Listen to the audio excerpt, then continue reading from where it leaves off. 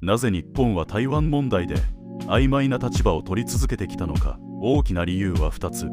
法的な空白と外交的戦略です。それぞれ歴史を追って詳しく見ていきましょう。日清戦争と下関条約。まず最初に1894年から1895年の日清戦争。日清戦争の結果、下関条約により清は台湾全島と澎湖諸島を日本に永久割譲しました。つまり1895年以降、国際法上は日本の統治が始まります。ここで重要なのは、当時の台湾は清の領土だったという事実。清朝が長く統治していた地域が戦争の結果として日本へ移ったのです。日本統治時代、日本による50年近い統治期間、台湾はインフラ整備や近代化が進みました。一方で植民地統治の側面も強く、土地の国有化政策や台湾を日本人化する政策など多くの反発や不満を生みました。しかしこの期間に自分たちは中国社会とは異なる道を歩んできたという歴史意識が形成されました。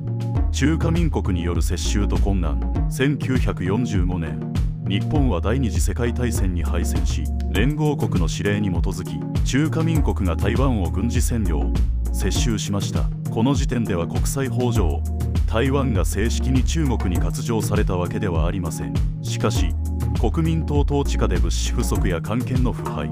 差別的扱いが続きます。そして1947年には住民の不満が爆発し、2.28 事件が発生。政府の軍事的弾圧により多数の死傷者が出て、国民党に対する台湾住民の不信は深まりました。これにより中国に戻った結果、自由を奪われたという記憶が刻まれました。中華人民共和国の成立と国民党の台湾への撤退。一方、中国本土では共産党と国民党の内戦が続いてましたが、1949年に共産党が優勢となり、中華人民共和国が成立。国民党は台湾へ撤退し、台湾を実効支配する政権基盤を築きます。サンフランシスコ平和条約。1951年のサンフランシスコ平和条約において、日本は台湾に対する権利を放棄しましたが、条約は帰属先について明示されませんでした。つまり放棄はしたが、誰に帰属するかは明確にしなかったという国際法上の大きな空白が残ったのです。条約で台湾の帰属先を明確にできなかったことが、現代にまで影響を及ぼす要因の一つとなっています。冷戦と日本の外交。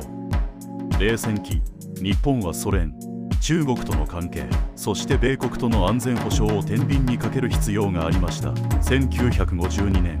日本は台湾と日華平和条約を結び、関係を整理しましたが、一方で1972年の日中共同声明で中華人民共和国を唯一の合法政府として承認しました。ただし共同声明の中で日本は中国側の主張である台湾は中国の不可分の領土に対して理解・尊重すると表明したのみで、断定的に主権帰属を宣言する文言を避けています。この理解・尊重という慎重な表現が以後の日本の曖昧さを象徴するフレーズになりました。1972年以降の外交。日本は中華人民共和国と公式外交を持ちながら、台湾とは断交して公的な国交は持たないが、台湾とは経済、文化、人的交流を続け、曖昧な立場を取ってきました。日本が外交上曖昧な立場を取ってきた理由は大きく2つあります。1、日中関係の安定は国益そのものだった。日本にとって中国は最大級の貿易相手国、日本企業の重要な生産拠点と市場、東アジアの安定を左右する隣国という存在でした。そして台湾問題は中国にとって革新的利益であり、これに正面から踏み込めば経済制裁、法人企業への圧力、外交関係の急激な悪化、これらを招く可能性が高かったため、日本は意図的に刺激を避ける必要があったのです。2、日本は当事者ではなく米中の狭間にある国。台湾問題の本質は中国対台湾、中国対アメリカという大国間の対立です。日本が前面に立って発言すれば、中国からは敵対国、台湾からは防衛の期待を同時に背負うことになり、軍事的、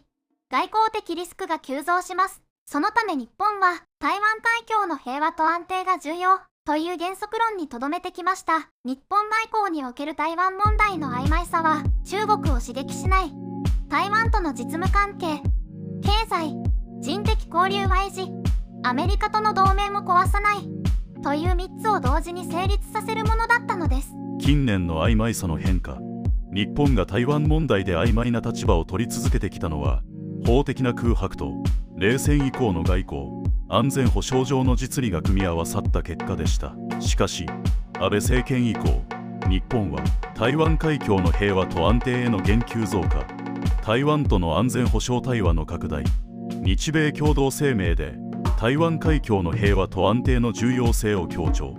など、徐々に踏み込む姿勢を見せています。これは中国の軍事的台頭と現状変更への懸念が曖昧さのメリットを上回り始めたとも捉えられます。今後、日本がどのような立ち位置を選ぶかは国際社会の安定にとって重要な分岐点となるでしょ